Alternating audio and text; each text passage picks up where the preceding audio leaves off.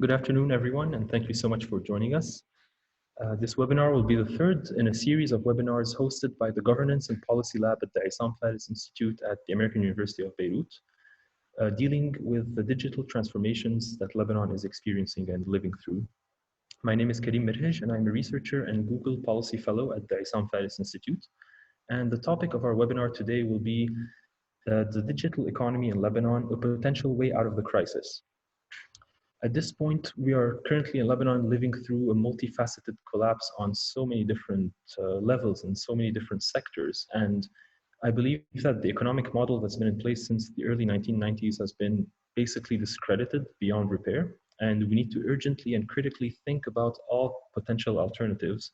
And this is where the digital economy, or at least the term digital economy, comes into play. Before I continue, I will just give a very brief definition of the term digital economy so that we're all on the same page, and especially given the fact that it's quite an ambiguous term and perhaps quite even a new term, so to speak. So to define it, we can say that the digital economy is an economy in which the primary means of production, distribution, and consumption are digital, and it is centered on the firms, the industries, organizations, entrepreneurs, and individuals, and consumers, of course, who are explicitly in the business of creating, producing, selling, distributing, and consuming digital products.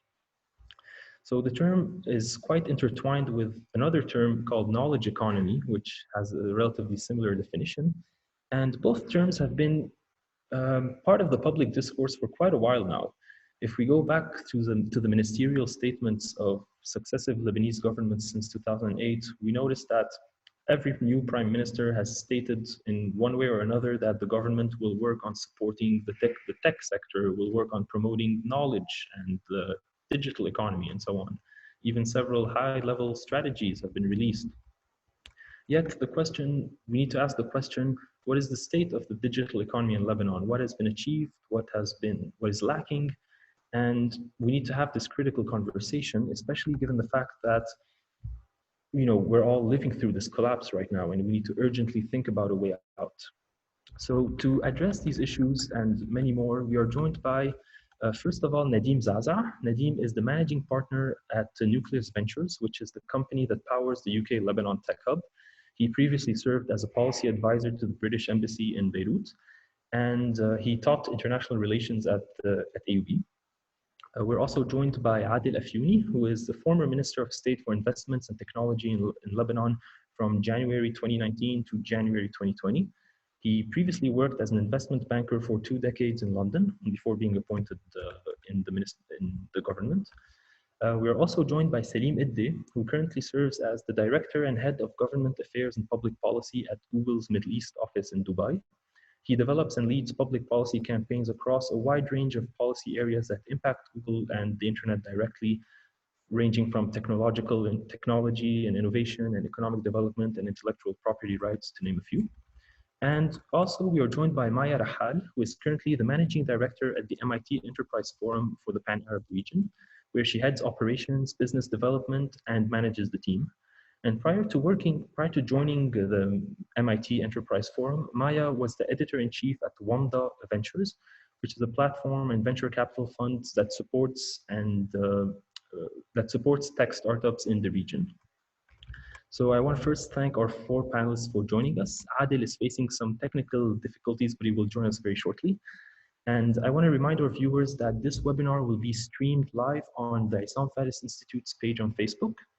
And to those who have questions, you can ask them directly on the chat option in Zoom or on the comment section on Facebook. And I will try my best to put forth as many questions as possible to our panelists. And without any further ado, I guess we can begin right now. And let's start off with Nadim. So Nadim, you've been involved in the tech startup scene in Lebanon for over a decade now, and you've seen many ups, many downs. You've seen some startups grow and succeed. Can you give us an overview of the tech startup scene in Lebanon, as well as perhaps if you want to start off on an optimistic note, if you have any success stories in mind that pop up at the top of your mind that you can share with us? Yes, thank you, Karim, and thank you, IFI, for hosting me and having this conversation. I think it's very important. Um, yeah, the in terms of success stories, yes, there are. Actually, a week ago, one of our startups, Rudy, just closed a Series A round. It's based in Lebanon. In fact, another startup called Proximy early this year, in spite of everything, have raised a new round of funding from regional funds as well as international venture capitalists, which is, I think, is a Series A plus or maybe in between Series A and Series B. Though Proximy is actually now already an international company, but they do have a back end in Lebanon. That's a really good story. Sensio Air, another company of ours, is already now expanding into Japan, and have exceeded in value of 30 million valuation, are already operating a back end in Lebanon. Those are some of the success stories that still go on in spite of everything. Obviously, they are in sectors that have flourished in after COVID, after the crisis. But I mean, it's unfortunate to say, but in Lebanon, there's a double crisis of, number one, 331 funding has been halted for a while, which was the kind of the backbone of the technology ecosystem. And you've got COVID that compounded with the economic crisis. Unfortunately, if you want an overview of the current ecosystem situation, it's heavily dependent on non-equity funding, so a lot of competitions, a lot of very few, some grants. Around 22% is actually in grants, 30% in competition funds, and the remainder used to be dependent on bank loans. That's gone now. However, I mean, to me, something that is often understated when looking at the tech ecosystem in Lebanon is that around more than 60% of people have used personal funds to start their businesses. A study we did under the Lebanon study for the Global Entrepreneurship Monitor showed that more than $2 billion a year in the last 5 years have been spent by the Lebanese on starting a new business. I think that's really impressive. I mean, we usually call that, the early stage, the 3 Fs, the friends, families, and fools. And that's significant. And I think that I don't know what that means now. What will happen to that kind of activity in Lebanon? But it went unnoticed at first, and it's still kind of understudied when we try to understand the tech ecosystem. You asked me about kind of the state, also in terms of overview. When it comes to equity funding, you'd look at more than a quarter. I mean, what happened is that in Lebanon, up until 2019, Lebanon had been the number 2 in the region in terms of number of equity deals. It started dropping in 2019 to number 4, behind the UAE, Jordan, and I think, if I'm not mistaken, Saudi.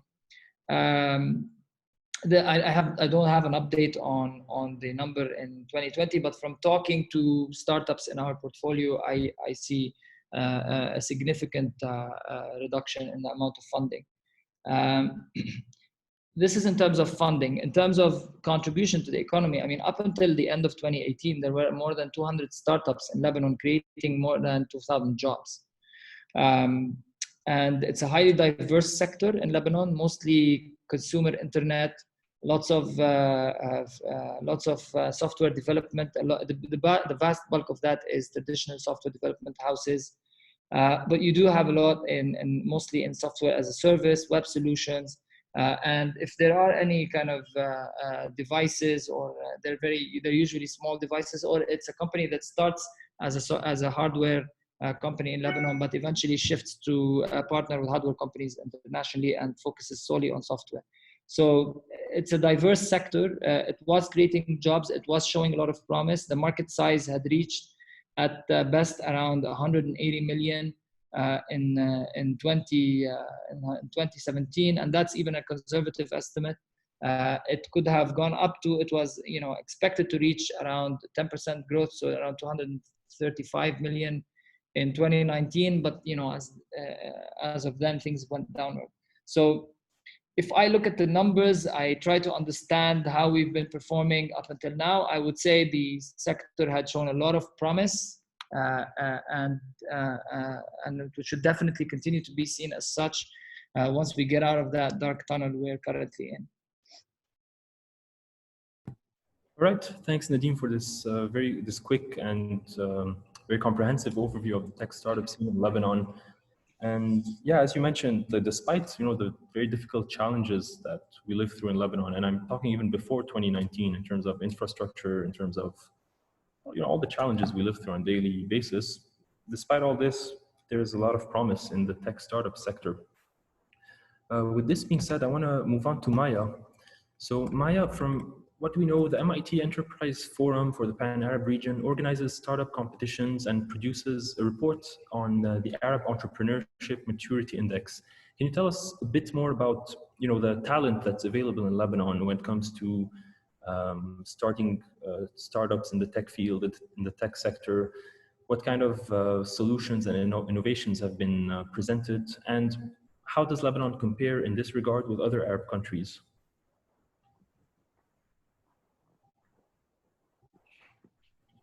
Maya, I think you're muted. We can't hear you.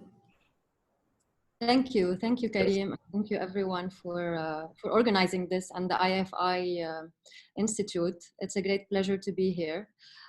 So yes, as you are saying, our competition and our programs are pan-Arab. So usually our reports and our data focuses on the Arab region as a whole. But I will talk a bit about Lebanon's position throughout the last 3-4 years. So we usually have the third highest number of applications coming from Lebanon. And Lebanon comes right after Egypt and Jordan. So this year we had 32% of our applications, which totals to 6,000, coming from Lebanon, coming from Egypt, 11% coming from Lebanon, and 10% coming from Jordan. So there is a big appetite from early stage, growth stage, and social focused startups in Lebanon for such competitions, for programs, and for growth. We also see when we look at the talents and at the industries that mostly come from Lebanon itself, the biggest percentage in terms of the industries comes from high-tech telecommunications and software. Right after it, we see a lot of creative and from the creative industry like media, design, and visual art. And the third industry that we see out of Lebanon is digital technologies. So there's a big focus on e-commerce, on digital, and on software programs. So this is the pool of talent. But as Nadeem said, we have been seeing some if you want some maybe laziness or some going backwards in terms of the percentages coming out of Lebanon. In previous years, we had up to 20% of our applications from Lebanon. We see a lot of our winners. So usually we take a pool of 6,000 startups across the region, and we choose 9 winners. Every year we have at least 3 winners coming out of Lebanon, comparing to 2 from Egypt, 2 from Jordan, 1 from Tunis, and the other pan-Arab regions such as the UAE and KSA. And we see a lot of diversity also in the winners. So Compost Baladi was one of our winners, Quadra, Rumman, Seas, and Kids Genius, etc. in the past few years, including Fabric Aid from Social, and Jalisa, who unfortunately, due to the current situation in Lebanon now closed down. So this is if we want to talk about the MIT Enterprise Forum competition in terms of the positioning of the Lebanese ecosystem. It's not impressive. It hasn't been impressive in the last year. We hope that now that we are organizing a virtual competition and we are offering a bit more training and mentorship, that maybe we would see a highest percentage when it comes to the contributions from the Lebanese entrepreneurs. All right, thank you, Maya, for your comments and intervention. Let's move on to Adil. So Adil, from what we just heard from Maya and Nadeem, there seems to be a lot of let's say, talent, lots of appetite within Lebanon for tech entrepreneurs, for the youth to engage in such projects, such their own initiatives. And you recently released a document, a roadmap plan called The Road Towards Digital Transformation, Realizing the Potential of the Lebanese Knowledge Economy, which you've worked on with your team during your tenure as Minister of State for Investment and Technology. Can you go through this document very quickly? Tell us what are the main points about it, and how exactly do you believe, and to quote the document, Lebanon can become a digital nation? Adil, I think you are muted. We can't hear you.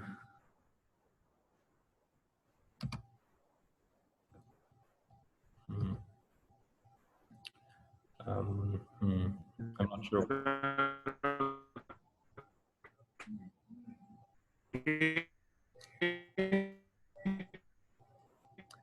Adil, we're facing some technical difficulties. I'm not sure what's the problem. Can you? Thank you, Karim, again, and thank you, IFI, for inviting me. Can you hear me? Yes. Can you hear me? You hear me? Hello? Can you hear me? Yes, you, Adil. Go ahead. Okay.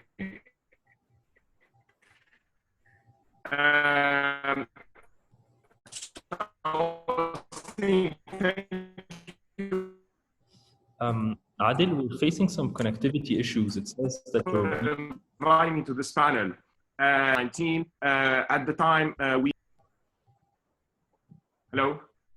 Yes, Adil, it seems that there's some connectivity issues. I think if you turn off your camera, it might be better. Okay, do you want to switch to the...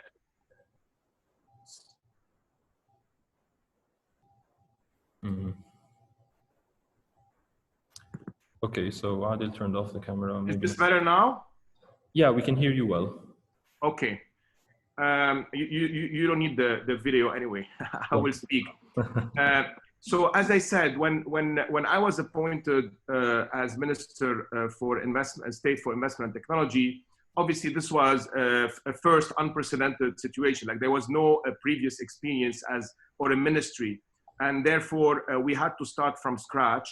Obviously, I think I was excited, and so was the ecosystem, that finally the Lebanese government did decide to dedicate, even though it's a Ministry of State, but at least it was the first step in the road towards digital transformation. As you know, the McKinsey report and all reports have emphasized the importance of building the knowledge economy. As was mentioned by the two previous speakers, Lebanon has a great potential in the knowledge economy. This is an area where we have a competitive advantage. Clearly, you just have to go around the world and you see Lebanese everywhere successful and thriving. So made a lot of sense to focus on the knowledge economy and to build a strong and productive sector in that area.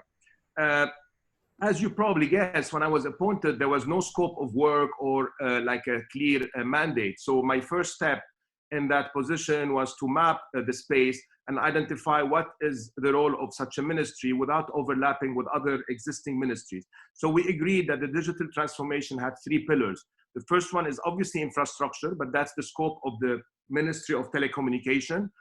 So we identified this as a mandate for the Ministry of Telecommunication to build and develop. The second area was the digital transformation of the public sector, or what we call the e-government. Again, this is key for any digital transformation, but we identified this as the mandate of OMSA, the Ministry of State for the Administrative Reform. And the third was the private sector, or the knowledge economy, which is the mandate that I took on. Once we identified the scope of work, the second step was to create a governance. Anyone who works in Lebanon or has dealt with the public sector will realize we're very weak on governance, and that's one of the biggest flaws. And that's one of the reasons we're unable to execute, or we're unable to identify accountability. So as a second step, after I created a scope of work that I had approved by the Council of Ministers and by the PM, the second step was to agree a governance structure so we work all in sync across those three pillars. And the third was in my mandate to start building an action plan, which would be strategic but also tactical, i.e. we didn't want to just have a 10,000 or a 30,000 feet plan that will only get executed in 5 years. We wanted to have a mix of broader vision and concrete actions to boost the sector. our mandate was really to champion the knowledge economy as a private sector and as a sector, productive sector, which is key to our economic growth. And our strategy was split in two parts. One is to look outward. So, sorry, the first actually to look inward, i.e. to create the right environment in Lebanon for this sector to thrive, the right business environment, the right laws, the right incentives, the right catalyst. And second is to look outward, i.e. our local market is not enough. We cannot build an economy that is thriving if we don't actually help our companies and our entrepreneurs grow outside Lebanon and expand. So outward and inward. And on that basis, we started working on an action plan, which I decided, I mean, obviously, as you know, we got interrupted because we had to resign after a few months of work. But I thought politics or public policy is continuity. So it's important for me to share whatever we had as work in progress.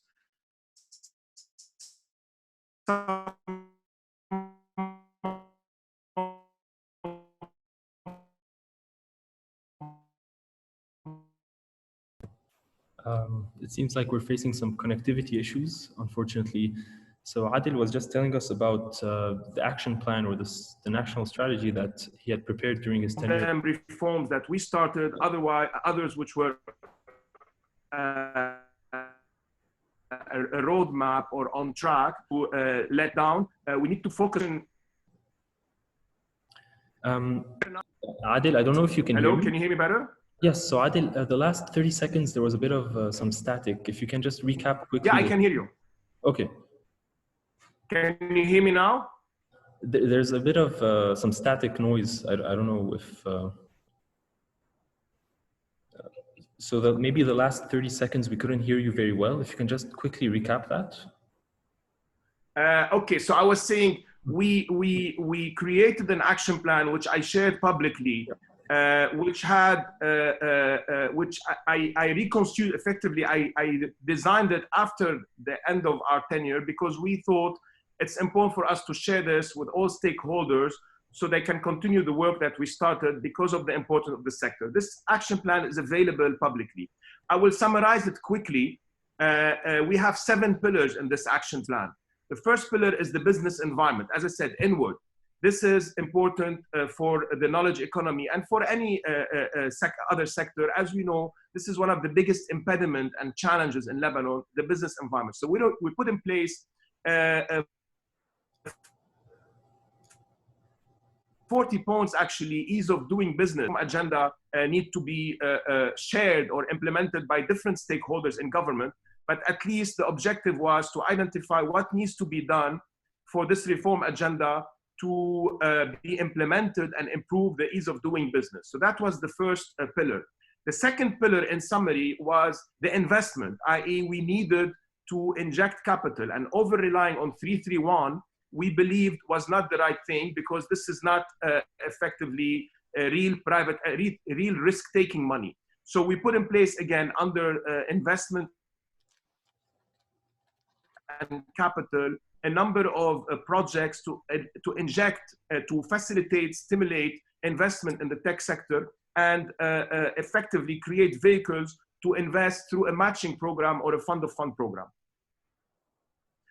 The third pillar that we also worked on was the digital awareness, or the creating more digital abilities in the ecosystem and beyond within the population. So we had in mind to launch a national campaign for digital awareness and digital skills, because we thought this is also another big impediment to the growth of the economy. So that was the third pillar. The fourth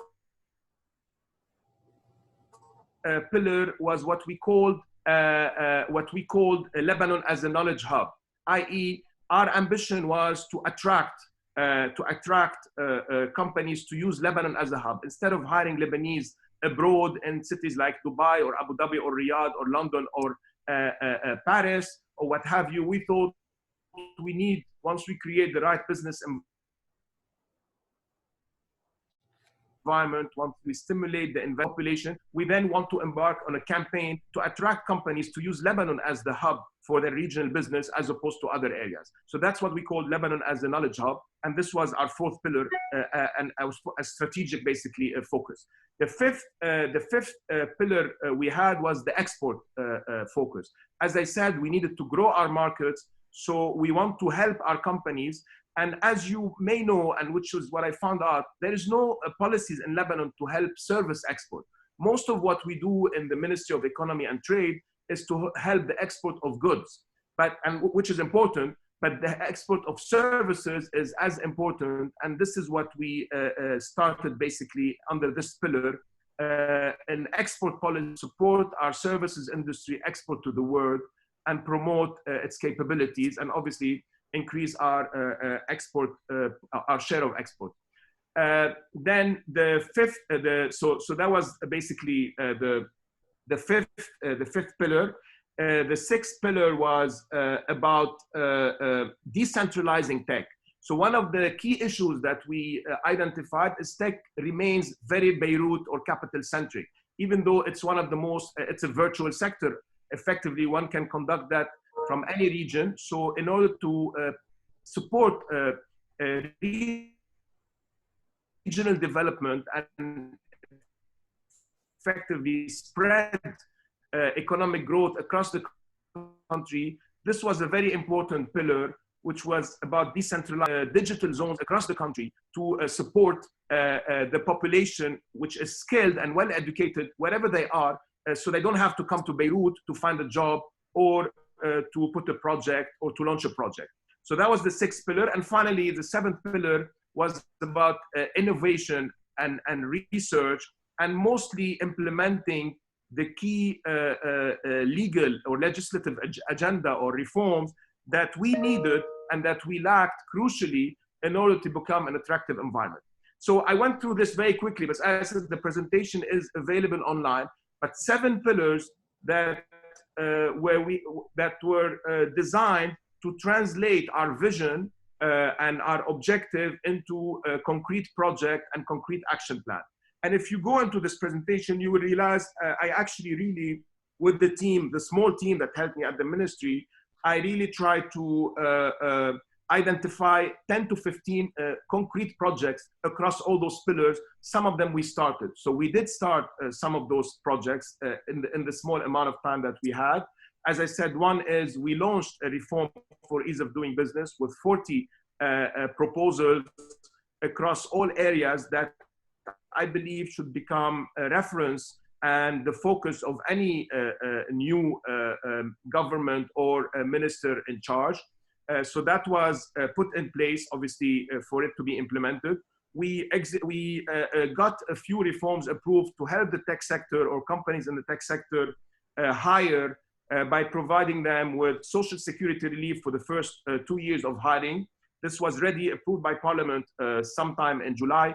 Application decrees still need to be implemented. Again, unfortunately, government is a very slow process, but those laws were approved, and I think are needed more than ever right now. So we did start a few of those. The digital training for the population, we also started a program in partnership with the private sector. A lot of the projects that we put in place were designed for them to be a private-public partnership, because we believed, again, especially in this sector, you need the contribution of the private sector, the creativity of the private sector, but also the jobs creation in the private sector. Sorry if I went too long into describing the plan. It's available online. I published it, even though it wasn't finished, it's work in progress, because as I said, I thought it's important for the ecosystem and for the decision makers, whoever they are, to take this project or this plan, adapt it as they see fit, but keep it as a reference and build on it, because as I said, politics is continuity, and this is a sector that we should not abandon. It's actually, I believe, the future of our economic model, or whatever new economic model we want to build. Right. I hope you heard me well. I'm sorry about the connection. Not sure what happened. I'm trying to check what's wrong. No worries, Adil. We could hear you very well. Thanks a lot for this quick overview of the strategy that you and your team prepared. And just for our audience, I'm going to be posting a link to the strategy in the comment section. And before I do that, I just want to move on to Salim right now. So Salim, based on what we've heard so far, we've heard from Maya and Nadim concerning the tech startups and the talent involved in Lebanon. We've heard from Adil what needs to be done on many different pillars. You know, he talked about the business environment and finding new ways for promoting investments in the tech scene and the digital economy. So my question to you would be, based on your experience working with governments across the region, how do you evaluate Lebanon's potential when it comes to the digital economy? And how has that, maybe this evaluation, changed now during the times of the coronavirus pandemic?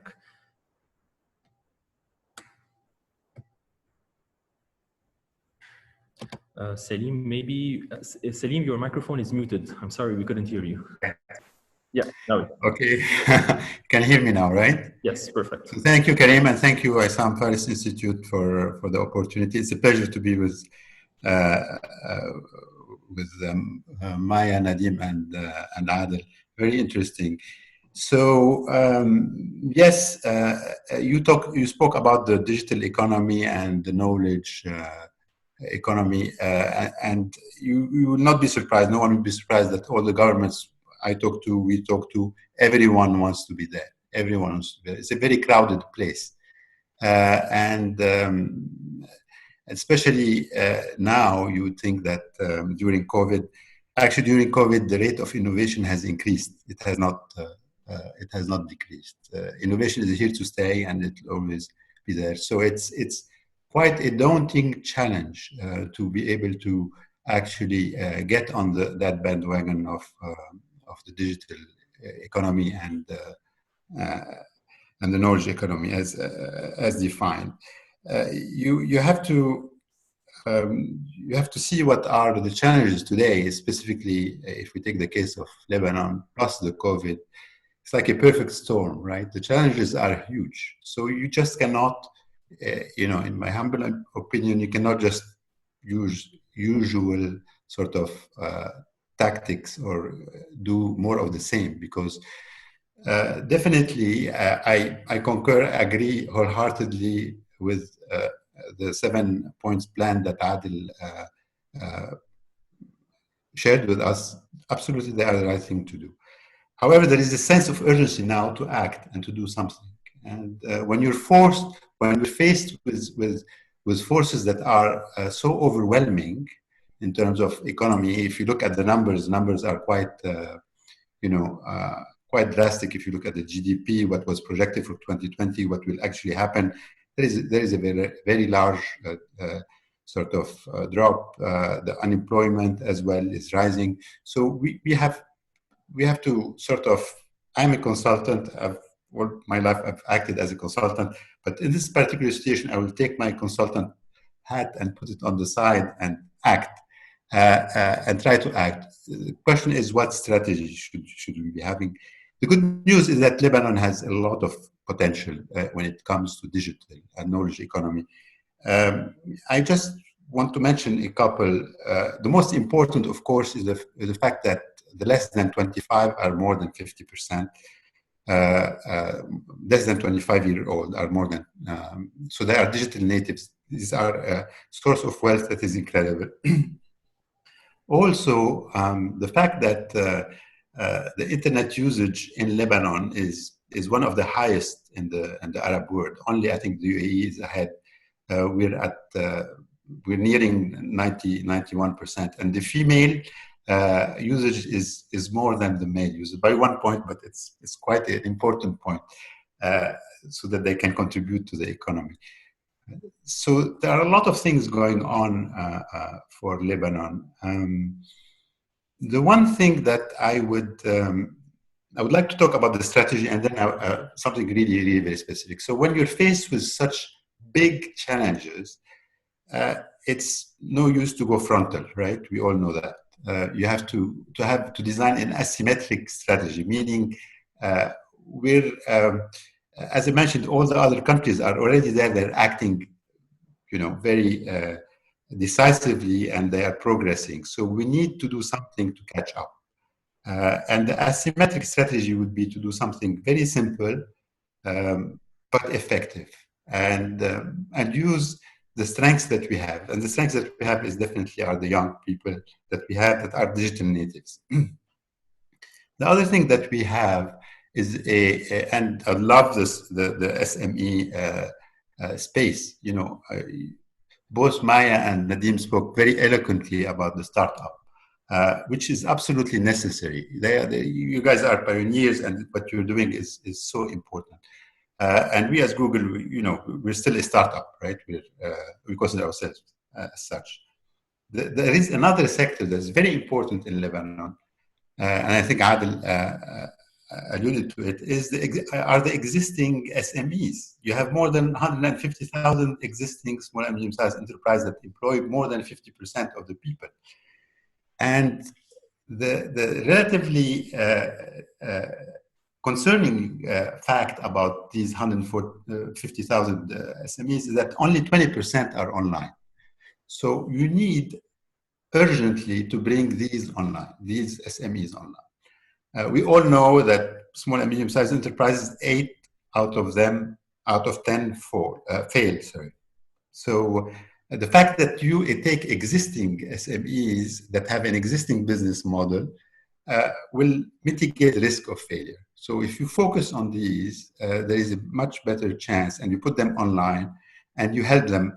I think Adil mentioned the export services is critical policy and incentives. This would be critical. So I would just focus on this and make sure that this 150,000 SMEs actually bring them online. Now you have to be careful. We say in the business, when you digitize a company, you be careful not to digitize the problems. So they need to transform their business while they're moving online. And just imagine the impact that if each one creates one job, you know, we're really in good shape. 2 jobs, fantastic. More than that. So the other strength that we have, again, everyone talks eloquently about it and all that, is the diaspora. Diaspora is really everywhere. They're challenged today, definitely, because every country is challenged by COVID and by what's happening. Nevertheless, there is something magical about the diaspora. It's like they're all connected. If you touch one, you know, the news fly to the other end of the world through the diaspora, as even before the internet existed, right? So there is a deep connection, and also back to the roots. So if this diaspora is mobilized in a proper way, not as them, I'm sorry to refer to this, not as them transfer money to Lebanon to you know, for interest. No, give them a very solid business value proposition, which means what is the added value of Lebanon? And then here we go back to the work that happened. You know, that's evident that Adil did, and that both Nadim and Maya referred to. There is a competitive advantage in Lebanon that we need to figure out and find out quickly. Now, you know, but it's people like you, Karim, who will help us find out this. It's the digital natives who would do that, right? So if you do these simple things like you know, bring the SMEs online right away and mitigate the risk of their failure, how do you do that? First of all, we give them access to markets, because as we all know, an entrepreneur will lose sleep because he doesn't have orders. He doesn't have, how is he going to make the next payroll, right? So how do you give them access to markets? This is where there are many tools today and many incentives that are given by the corporations, by companies like Google's and others to help the SMEs get online. You also can give them access to finance. And Nadim, I feel with you, the 3 Fs are painful. There must be another way. And there is a whole network of people who are ready to finance. And here the diaspora can actually, if you give them a proper value proposition, business value proposition, they can be effective. The other thing is that they need tools, you know, productivity tools. besides electricity and besides, you need really the modern tools so that they can compete. Because remember what I said, everyone is looking to build the digital economy. So cloud here becomes very important. Adoption of cloud and quickly by those SMEs is critical. And finally, and this is the sort of a little bit of the tragic part of it, is that if you ask SMEs what is the biggest pain you have, they will tell you it is talent. They cannot find the right talent.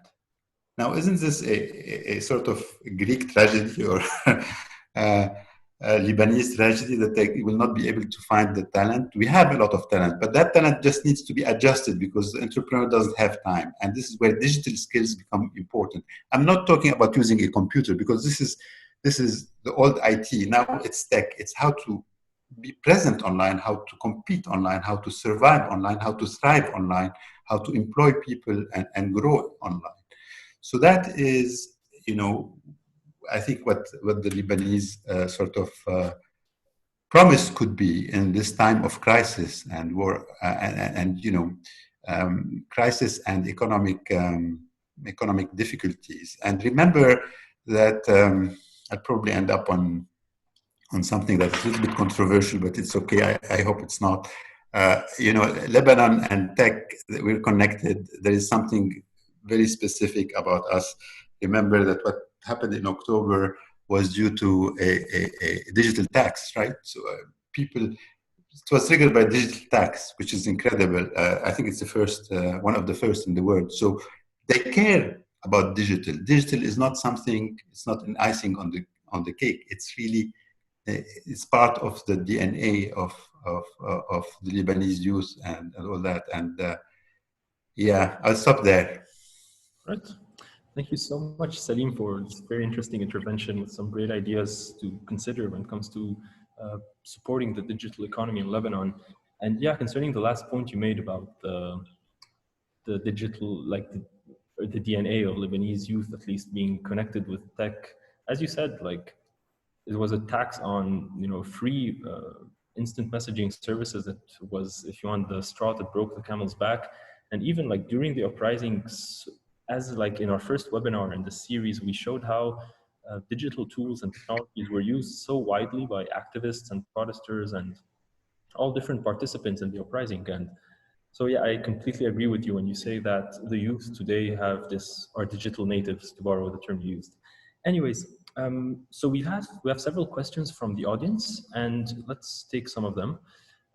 Let's move to Maya right now because we have a question addressed to you.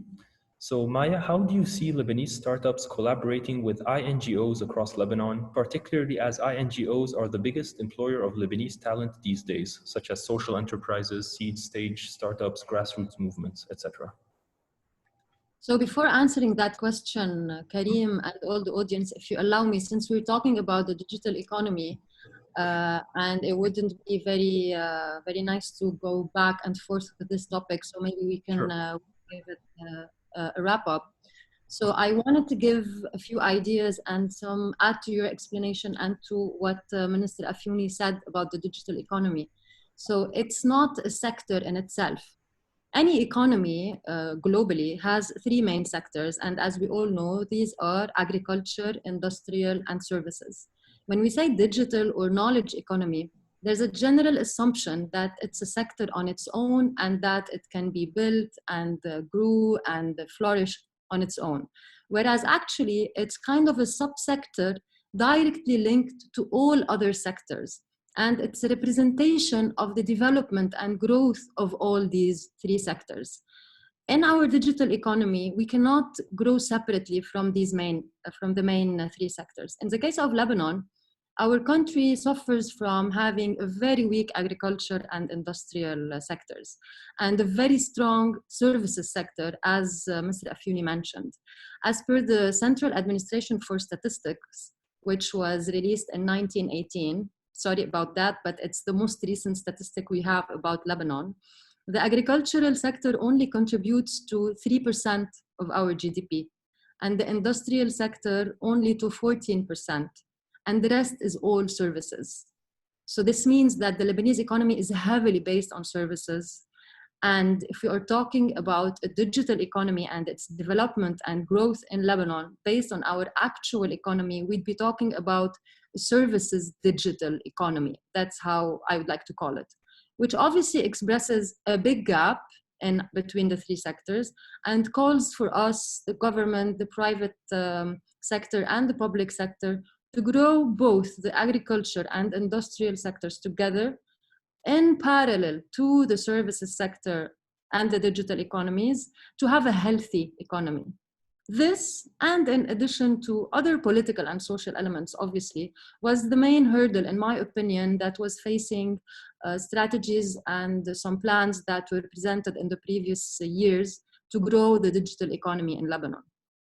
Linking it to tech entrepreneurship, it's obviously tech entrepreneurship is very important, but for the digital economy. But the digital economy cannot be strictly an entrepreneurial matter.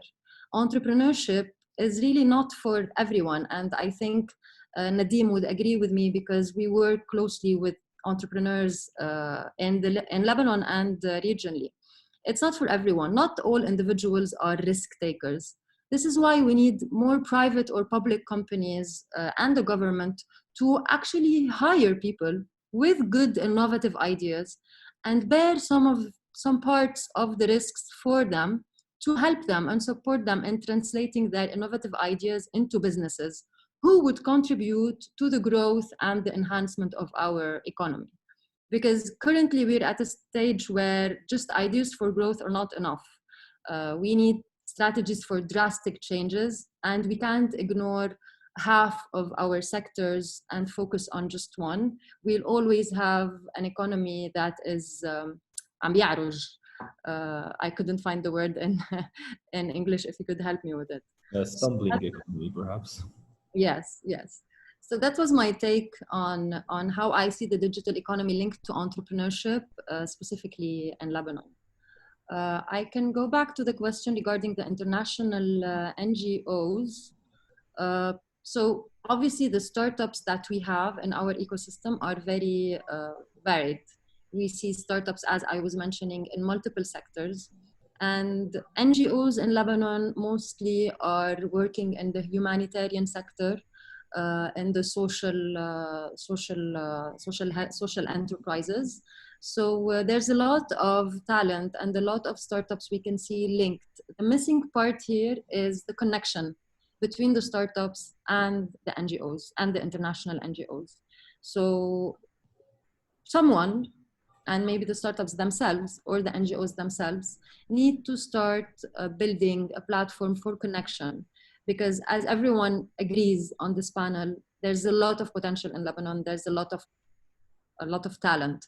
We just need to link the elements together. So we've done a lot of work into linking entrepreneurs with corporates in this country and linking entrepreneurs with the government. We've seen a few initiatives that are trying to make ministries closer to startups. We need to do the same effort with the NGOs, and we need to maybe build a platform or push them or raise awareness that there's a lot of potential for them to work together. This, unfortunately, needs a lot of R&D work. And I think also Nadeem agrees with me because the UK Tech Hub has done a lot of work and a lot of efforts into research for specifically the entrepreneurship ecosystem in Lebanon. But if we don't do research, if we don't try and find answers, how can we build or grow? So now, additionally, now in the midst of the current collapse, most universities and research centers removed or sacrificed entirely their R&D budgets. So this makes it even harder for us to rebuild and grow our economy and our country. Thank you so much, Maya, for this very insightful take on the digital economy in Lebanon. And yeah, I mean, I completely agree when it comes to thinking about the economy as a whole. You know, Lebanon's economy has been, since the birth of the state of Greater Lebanon, essentially reliant on the services sector. And this has created so many imbalances and so much socioeconomic inequalities across the regions, across the different governorates. And we need to be more specific when we think about the digital economy and how does it impact the different sectors themselves.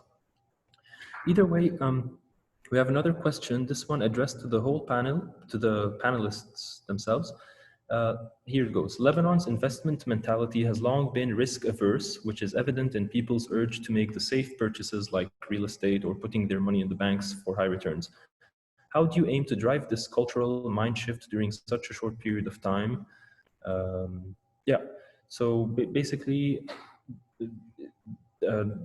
this anonymous attendee states that there is this kind of cultural mindset in Lebanon whereby people are wary of taking risks, wary of starting, taking on a startup, becoming an entrepreneur. Is back to what Maya had said. Not everyone is has the entrepreneurial mindset. Perhaps Nadim, would you like to give us your thoughts on this question? How do you think this cultural mind shift can happen? How to go from being risk averse to risk taking? Sure. First, I mean, I have to iterate just two very quick observations. Maya pointed out and Salim pointed out this data, the importance of data. There's a lot of lack of data, and there's also what's lacking is the culture of relying on data to inform observation, inform conclusion. We did, as I said, I mean, it would surprise you what I would say, but I don't think Lebanon is not entrepreneurial. One of the highest informal investment in entrepreneurship in early stage businesses in the world per capita is Lebanon, which means that a lot of people start businesses on the side or invest in a family member's little venture. Or so $2 billion is not a small number, and for Lebanon. And but that goes unnoticed, as I said, and it's very important to take that into consideration. The fact that we don't record the data. So, for instance, if you are to look at any research today on the number of bankruptcies, closures, it'll be zero in Lebanon because nobody actually reports bankruptcy. What you do is instead you file a zero activity budget. So we don't really record data in Lebanon in a scientific, objective manner to be able to give you, properly informed decisions. And that's a major problem. And since we started the Tech Hub, the first thing we tried to address was how can we get entrepreneurs on the grid, so on data grid. And that's very important. You're never going to learn anything for real unless you really track the data. And a lot of the time, when we tracked data of our own portfolio, we were shocked. I don't agree that the Lebanese are not risk takers.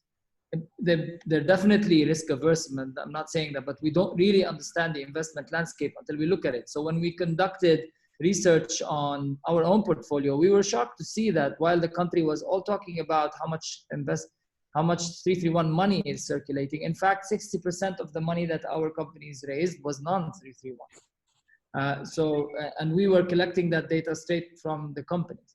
Now, on the investment mindset, I think what's happened now in Lebanon, the silver lining, I mean, obviously it's horrible, but the silver lining is that the economy will, the shock that we've gone through will definitely switch the mindset from one of rentier economies based on services, based on cash inflows from remittances and whatnot, to a productive economy.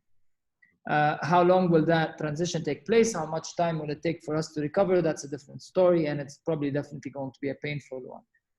But the ideas, the brilliant ideas, I mean, they're very on point, which is how are the small, medium enterprises going to reinvent themselves, repurpose themselves, refit themselves to become more scalable, export-oriented, to be able to create jobs sustainably, bring in fresh dollars.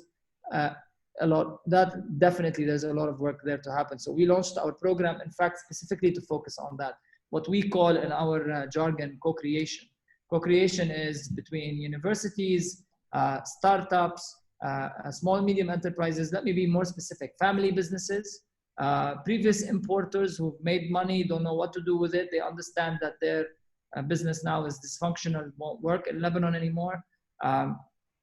Those guys are going to have to look at deploying their capital. And in fact, I'll give you even one more fact here, is that in the last I tried to raise money for startups for the last 5 years, and it was super difficult because there's either 331 or nothing. In fact, now there's more appetite among a lot of people to invest money that's otherwise stuck in the bank in productive investments, not only real estate. So I think the mindset you're talking about is already shifting. And there are a number of promoting factors for this transition, which is, for instance, the talent is now much cheaper. The cost of doing business is going to be also cheaper. But I mean, there's also always the big elephant in the room, which is the state of the infrastructure and the lack of stability. I mean, everybody who does business in Lebanon is either thinking of fleeing. So there's now a little Lebanese ecosystem in Cyprus of companies setting up there to operate out of Cyprus and keep kind of an OpCo in Lebanon, a back end in Lebanon. This will always be a big factor. But otherwise, yeah, the mindset is already in a shifting place. And I also want to say that there is a silver lining there, which is that, you know, I work with startups. I've worked with startups for the last 10 years, and a startup will definitely need a year or 18 months to pick up, you know, to access the market, to get a blueprint of its scalability, of its growth, how it's going to take the market on, and to learn and iterate until it gets it right before it hits a hockey stick growth, which if it does. So I think within the next 2 years, we have a window of, let's call it an R&D phase, right? It's a trial phase, time to test things out. Everybody is in that mindset right now. We've almost all got nothing to lose, where, you know, if you've got money, it's stuck in the bank. If you don't, well, join the club.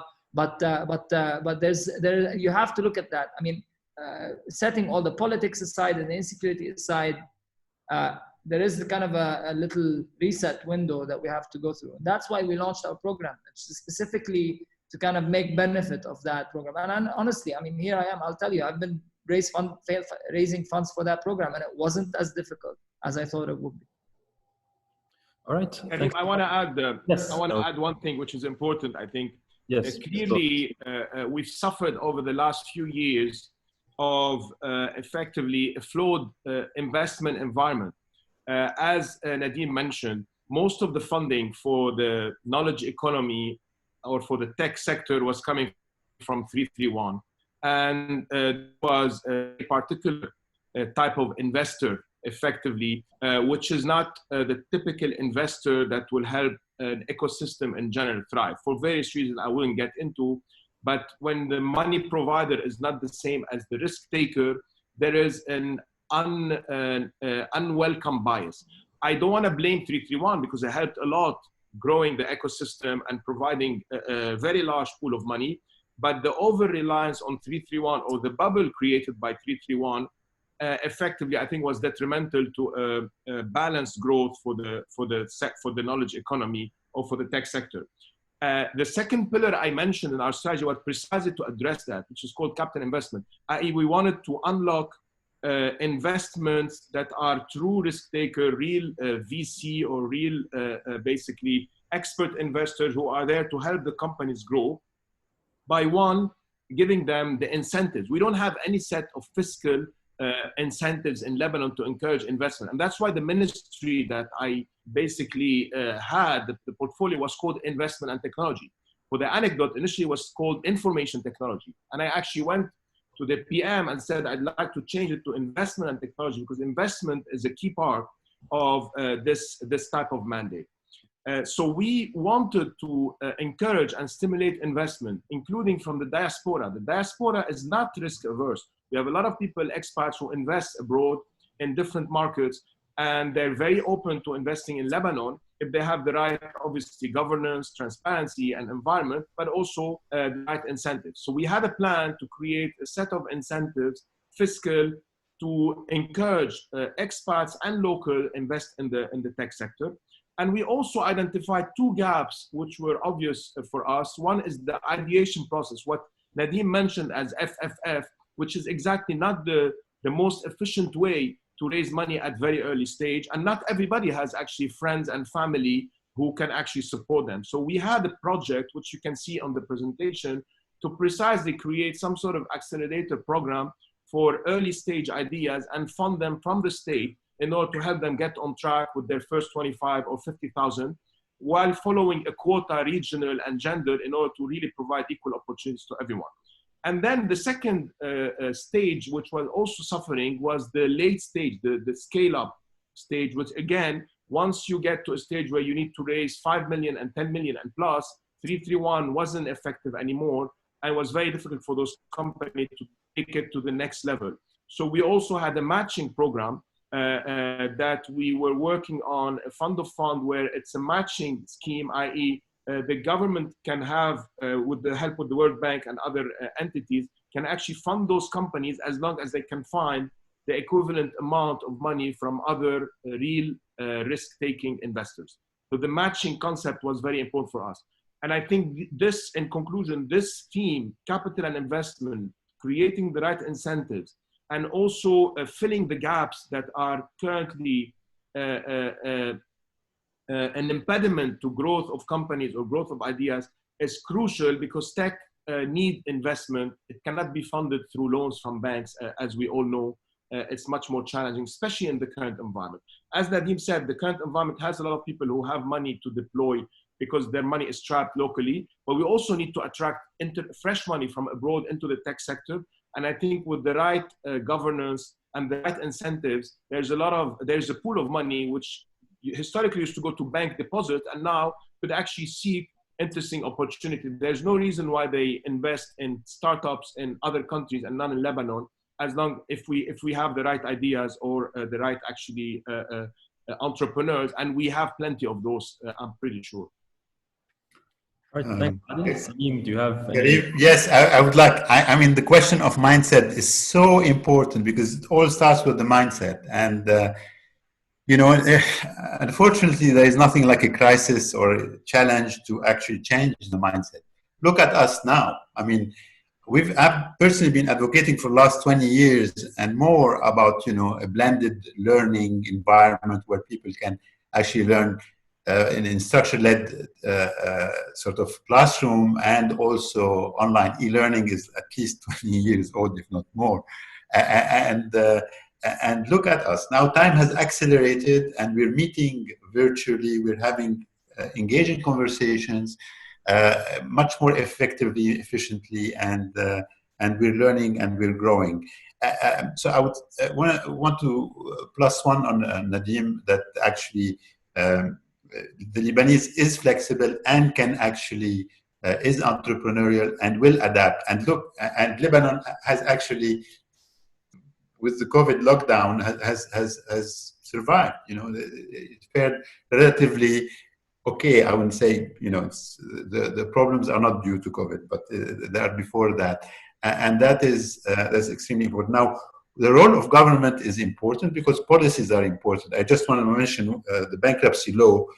Finally, I think I think in Lebanon, and there is a proper bankruptcy law. Like when you compare it to Silicon Valley, they tell you that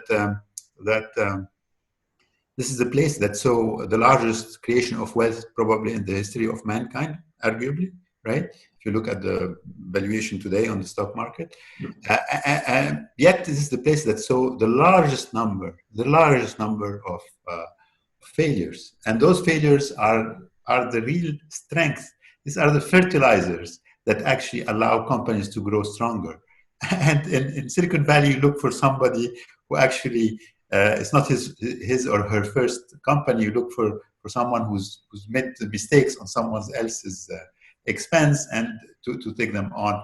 I think in Lebanon we're still, or in the Middle East in general, we're still wary of this. If a person did not succeed in their first venture, they will be stigmatized. So there is a necessity, there is a mindset shift that needs to happen, and it's happening because of the crisis. And, you know, we talk about diaspora's success of it. They had no choice. I mean, these guys, they arrived to places, they had to fight because they had no choice. They didn't have their mothers and fathers' houses to fall back on. They really had to. So this is where we are right now. We are in a situation where we're fighting for, in a constructive manner, in an assertive manner, fighting for economic survival, and mindset change is right, can happen. And so I talk about one policy, which is the bankruptcy policy. But the other, because we're talking about digital economy here, right? I mean, this is so digital policies are extremely important. So digital policies is a nascent sort of specialty in the Middle East and North Africa region, and in Lebanon. Maybe Lebanon is just there, right? But we need to be very, very progressive and aggressive in digital policies in terms of data privacy and access to data across border data flow, etc. These are very, very important elements that can actually give energy to an economy. And I just want to end up on maybe an anecdote. Dan Tapscott is the guy who actually coined the word digital economy, right? In 1995, he wrote a famous book. He's Canadian. Lives in Toronto now, lectures. A very interesting guy. Apparently, it's an anecdote, but apparently he was at the World Economic Forum one day and invited people, and everybody wants to hear what Dan Tapscott has to say. And this is like a few years ago. And he said, digital economy, there is no more digital economy, because there is no economy that is not digital, right? So that is the reality we live in right now. And look at the at the youth. I mean, maybe for me, for sure, for a lot of us, this is little too late. But for the young, and they are the future of the country. For them, if you don't exist digitally, you don't exist at all, right? And this is important. And it may be looked at as high tech, but we all know the anecdote that high tech is something that is invented after you're born, right? For them, they're data natives, and they can take off. And ask around, there are really, really a lot of promising cases that actually are very impactful in terms of mindset shift and change of mindset. All right, thanks a lot, Salim and Adil and Nadim, for your comments. I want to stress on some points made by all three of you. So Nadim, you mentioned, you pointed out to the important issue of data and how in Lebanon it's at least accessing public data is very difficult, be it numbers or other non-quantitative data, even though an access to information law was passed around 3 years ago, and it's not very well respected or not well, let's say, abided by public institutions. And at the same time, Adil, you mentioned the issue of governance, how we need to have the right governance and the right incentives in place in order to attract investments in the country, in order to kind of stimulate the, let's say, investments into startups, into different projects. And at the same time, Salim, you mentioned the importance of digital policies, especially when it comes to privacy, access to data, and so on. And this got me thinking a bit about our political system in Lebanon and the extent to which it's an obstacle to a transition to a digital economy or tech startups and so on.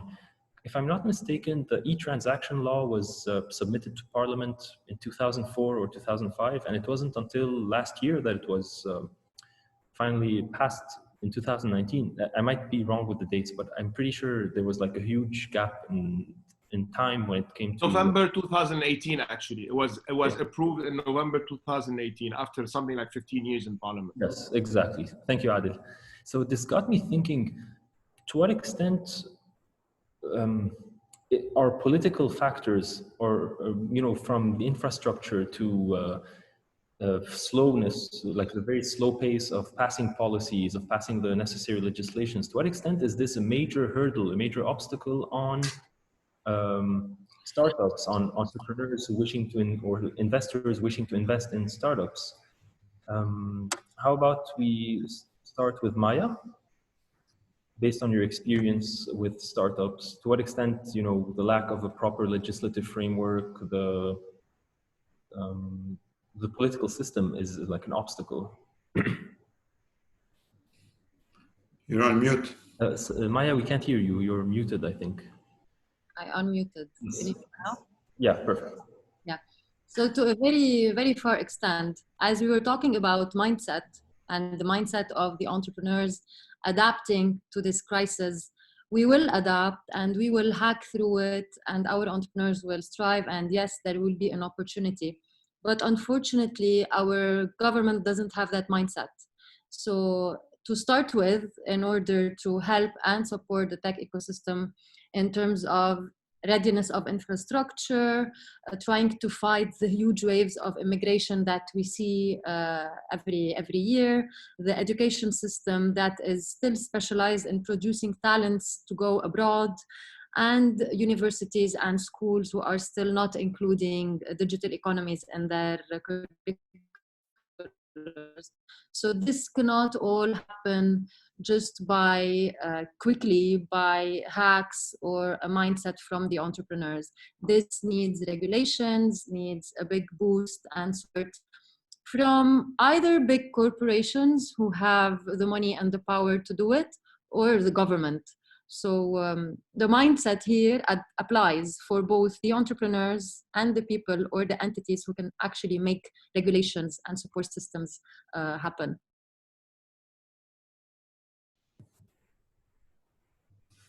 Can I? Yes. Can I talk about the policies, Karim? Of course. Go ahead. Yes. So it's yeah. I think the example of the e-commerce or the e-transaction is quite telling, right? And those policies. I just want to say something here because startup is very important. We're not denying this, but there is startup and there is existing SMEs that need to grow. And if you're looking for actual impact and quick impact, because we're in a crisis now, okay? Not everybody can be a startup. Maya said it spot on, right? And Nadim knows that, and we all know that. So, however, we have existing businesses that need to go online and sell, export. So focus on this, get those policies right. Get these policies right. Just focus on these. You know, if you have a wall, you want to crack the wall, you don't shoot everywhere. Just shoot at one place so that you can actually have an opening. Laser beam focus on something like that. And you'll see, you know, so there is an immediate play and there is a long-term play. I think the long-term play is clear to all. We all know what needs to be done. We all know what the problems are. The issue is what to do today. And today, looking at the landscape, looking at what's happening, you need to have policies. And the importance of policies is always underestimated. This is why people end up in places like London. Why? Because they have good rules and regulations compared to, let's say, other European countries that have kinder weather, right? Why do you end up in a country like that has the city of London, for example? You know, it's okay. It's a financial sector, but what is stopping us from having the best in the West and in the East in terms of digital policies to enable those existing SMEs to hire, to grow, create jobs? Because this is the pain today: create jobs and create wealth. And again, you can't just take all the problems frontal. It's impossible. You have to choose one and do an asymmetric strategy, meaning you're a small force and you're confronted with huge challenges. That force must act intelligently, must be nimble. Start by doing things that are extremely simple. Don't overcomplicate it. Simple. Then you scale it after you succeed. And policies are critical in there. And there are many cases. I'm sure Adil can talk about policies and their importance we can spend days talking about that. Yeah, I think, I mean, I totally agree, by the way, on the importance of focusing on SME and existing businesses, because the value, the job creation there can be much faster and more sustainable, especially in times of crisis. And again, part of our plan was that we didn't want to only focus on startup and young entrepreneurs or early stage. We also wanted really to help existing businesses grow and go to the next level and expand. On government, this is a huge impediment. I mean, I was shocked, even though we all talk about it, but I went inside the machine. I was shocked how inefficient and basically slow and bureaucratic. And when I speak about governance, precisely, the biggest gap in governance is inside the government. I mean, you talk about e-transaction law was approved by Parliament after something like 13, 14 years. It came out, but obviously then it's up to the government to issue the application decrees for it to be effective, and there's still no application decrees. And I actually went, why? Because no one knew who's in charge of those applications. There's no proper org chart the way we're used to in a private sector, where you know who does what and you can actually hold him accountable for executing. This e-transaction, which is huge in terms of importance, obviously is now outdated because so many years have passed by since it was started. It was still very much needed. We couldn't progress fast on the application decrees because you have 4 or 5 ministries involved who need to work together, plus central bank, to have consistent application decrees. And there's no one in charge on top to actually run that process. And again, I don't want to keep going back to the plan, but in the plan, you'll see that we started that work. It was very slow, very bureaucratic, because try getting 4 or 5 ministries work on a digital transformation law. We don't even have the skill set inside those ministries by definition. So it is a very inefficient machine. No governance, no processes in place. And again, inside government, not enough skill set when it comes to the digital economy. Very unfortunate and a huge impediment to any growth, but it is what it is. All right, thanks a lot, Adil and Salim, for your interventions. And just to build a bit on what Adil was talking about, last week we did a webinar on the state of digital government in Lebanon, and we had an expert from UMSAR, as well as experts from civil society, speak a bit about digital government in Lebanon. And indeed, what Adil just told us was what the speakers and the panelists in the previous webinar had spoken as well. There's this massive lack of talent, of skill set within the bureaucracy. This machinery of government is, it's let's say is a major hindrance or an obstacle. And I think one of the questions here in the Q&A is, there seems to be government chokehold on any innovative or reformational idea, such as regulations, which discourages people from attempting change. What could possibly be done to operate within such a structure? So given, this is maybe perhaps a reiteration of the previous question, but with more of a proactive approach, what can we do despite this severe slowness when it comes to policy making and the passing of legislations? What can we do, despite all of this? I'm not sure if the question is clear enough. Any? Well, I mean, I can. Go ahead. I mean, I just, I'm sorry, I keep on insisting, but it's important to create jobs, and that should be our first priority, and to create jobs, the best people. So the government now is soul searching a little bit, give it some rest, I must say. Okay, but use the existing policies today to create something that is actually, you have a patient who's nearly dying on the, so you don't do psychoanalysis. Okay, you just try to stop the bleeding and find solutions.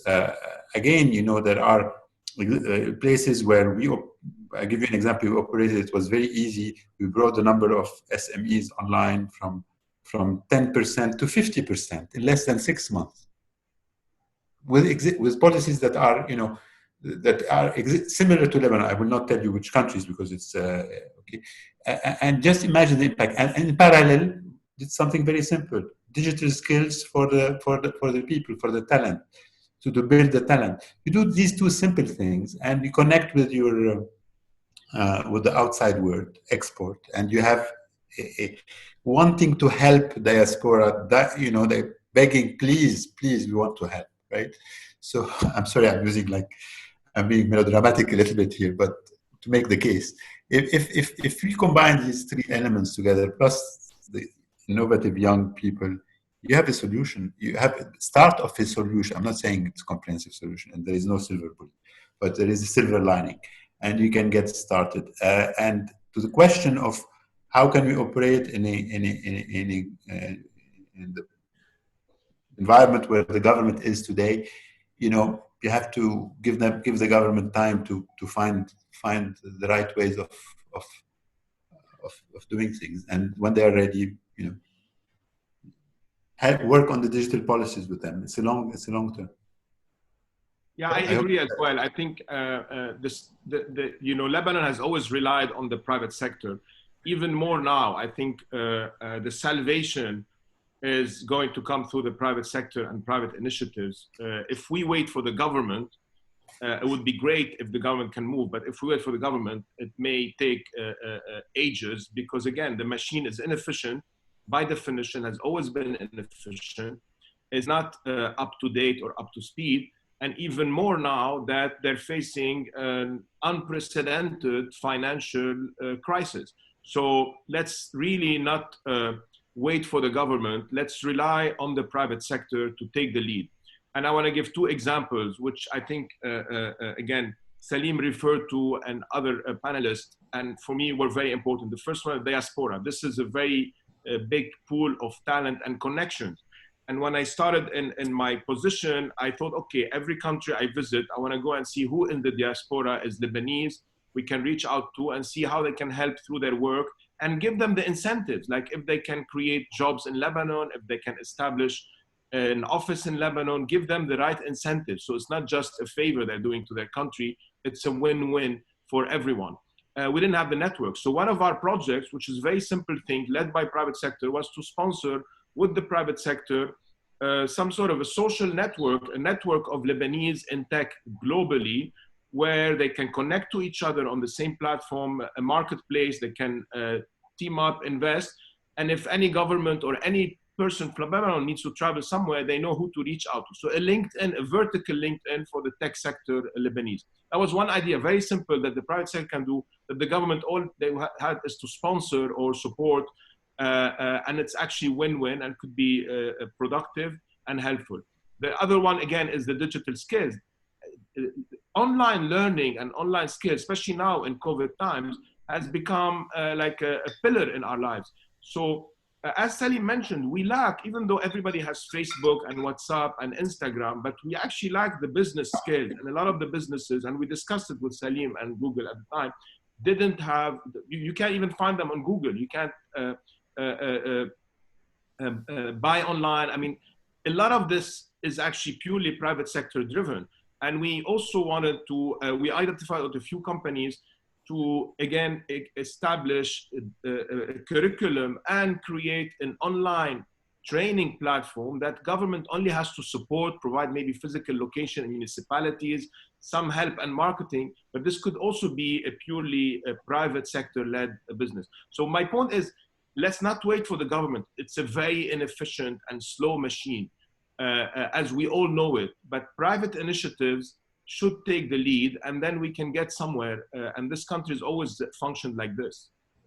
I give you a data point, Karim, that's really worth it, building on what Adel just said. During COVID, we saw a double number of search for doubling for anything that is retail and e-commerce and education.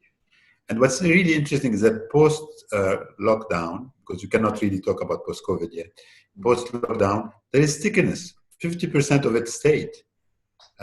So there is, we're going into a blended world and there is no way back, you know, and that should be an opportunity for Lebanon to move and occupy the space. Let's face it, we are not good at the various industrial revolutions. Let's not miss this chance. Right. Sorry, Salim, if I could just pick on, take forward what the gentleman have been talking about. So, as you know, we were government backed through 331 and the UK government. Now we are private backed, so we're private investors. And the program that we've launched, basically investing in early stage businesses with a little preference for existing businesses as well, so that are looking to digitize, spin out new revenue lines, call it what you may. And we built a platform that we're launching in September to actually bring the growth journey of these companies. So we're doing exactly what Adil is talking about, in order to encourage the diaspora to get involved in this process with a stake, of course, by having vested interest in the companies that they end up supporting. There's also, I mean, not just investment, but also mentoring and opening access to markets. I mean, what the diaspora can do is also, pick the winners and help them access markets, which is something that's really, critical for companies that do prove that they can reach the seed stage and have proven products, and all they need to look at is now scalability. So we consider ourselves to be a private initiative, and we are taking on that challenge of building a marketplace for investing in Lebanese business, and not necessarily only in Lebanon, anywhere in the world. I mean, because we don't care if the business, it's not necessary that the business has to start in Lebanon, then scale internationally. It can actually be any Lebanese anywhere in the world. Start somewhere, scales globally, but can always have some sort of a back end in Lebanon, some sort of connection to Lebanon. And we've got a lot of experiences that we can learn from. I mean, our neighbors down south have done this for decades now. The Turks are doing that. The Irish are doing that. Even in Pakistan, there's a network for Pakistanis worldwide. The Iranians have very active diaspora networks who support Iranian businesses, not necessarily only in Iran, but definitely outside Iran. I mean, one of the strongest diaspora networks in Los Angeles today is the Iranians. So I think that there's a lot of learning to do, and also, I mean, that speaks to what Adil is saying, that don't wait for government. I mean, I would take that even a step further. Don't look at Lebanon as just a GDP of a physical location in the eye of the storm. Lebanon is far greater than that right now. And this is a virtual economy, a global national, a gross national product is something we should look at and try to leverage. I'm not saying the physical Lebanon does not exist. I'm just saying it's part of a much bigger now capability that we should also look at. And last observation, I just want to talk about the skill sets. Again, you got to really understand the data. Look at the data. I mean, just a study that looked at the skills market in Lebanon. 22% actually viewed education institutions as not teaching students the skills they need to enter the job market. Of employers, we're talking here. 15% believe that the company does not provide enough training opportunities to employees. There's 25% of employers believe job seekers don't know what the skills, what's the employer, what kind of skills is the employer looking for. So, I mean, these are things that are very important for us to catch up to. We are seeing now a number of platforms coming out, like Lebanon jobs for Lebanon, I think, and stuff. I mean, I really commend the people who are coming up with this. But a very nice initiative, by the way. Jobs for Lebanon, very nice initiative.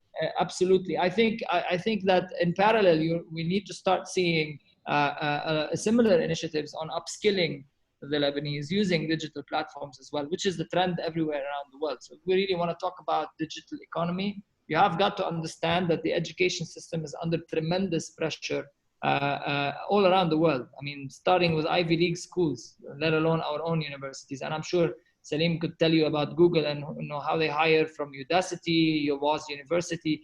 I mean, the job market is shifting drastically, and there is a massive opportunity there that we can also capture. And I think that's where we as a Lebanese should not waste a good crisis and maybe skip a technology generation and go straight to these kind of edtech platforms, because they're there, and I learned Spanish using Duolingo, so you really gotta keep up with that too, because I think we should not rest on our laurels and keep saying that we've got the skills in Lebanon. Absolutely. All right. Yeah, it should be. One last good comment, if you want, Salim, because we're almost out of time. If you want. Well, I mean, I think there are startups. There is a startup nation. I think the name is already taken. Why not, based on what Nadim said, startup community, global community, right? I don't know. Welcome to. But it's so true that we should look at Lebanon where the Lebanese are and where that spirit exists. And I think you'll find that a lot of people want to contribute to this, but give them the proper means to do so. And simple, please keep it simple, don't complicate. All right, as much as I'm really enjoying this conversation, I would love to continue hearing all of you speak. Unfortunately, we've run out of time, so I'm gonna have to quickly recap some of the main points that were brought up by our panelists. So I think we can all agree that, and I think I'm going to borrow something Nadim said, we shouldn't skip a good crisis. And to some extent, as much as the situation in Lebanon currently is that there's no way to sugarcoat it, it's really catastrophic. We need to always think about the silver lining and how we can try to make the best of it and try to, as all of our panelists have spoken, try to understand how we can better find the quick, let's say, solutions. And the point Salim brought up about the already existing SMEs and how we can support them or, let's say, digitize them, this is an extremely important point. But at the same time, I keep thinking about the potential obstacles and potential hindrances when it comes to governance in the country, and especially the public sector. But despite all this, we should try to find ways to, despite the slowness of policymaking and legislation, as Salim mentioned, there's always a way. And Salim, you gave us the example of Google, how in a particular country with a similar legislative framework, you managed to, despite all the challenges, you managed to do some significant achievements when it comes to promoting digital skills and digitizing SMEs and so on. So either way, I think we all agree that the diaspora in Lebanon is a massive asset. And again, to something Salim mentioned, we shouldn't look at them from the, let's say, the donors approach, but rather that from the, how can they contribute? How can they invest in their country? And this goes back to some of the assets or the, let's say, the assets that Lebanon has when it comes to the talent, the ecosystem for entrepreneurship and tech startups. Either way, I think this conversation was really insightful, and we tackled quite different topics at a time that these issues need to be discussed. And I want to thank all of our panelists who took the time to participate with us, starting with Salim Idde from Google in Dubai, Maya Rahal from MIT Enterprise Forum, the Pan-Arab region, Nadim Zaza from the UK Lebanon Tech Hub, and Adil Afyouni, the former Minister of State for Investments and Technology. To all of our audience, thank you so much for participating with us. And I know a lot of you guys asked questions, but unfortunately we couldn't manage to get all of them across. And this webinar will be available on Facebook, on the IFI's Facebook page as a video to be viewed. And it will be posted on AUB's YouTube account in, I think, the next 2 days. And yeah, thank you all so much for participating with us. And we hope you have a good rest of the day. Thank you. Thank you, Karim. Thank you. Thank you, Karim. Thank you, everyone. Bye-bye. Bye-bye.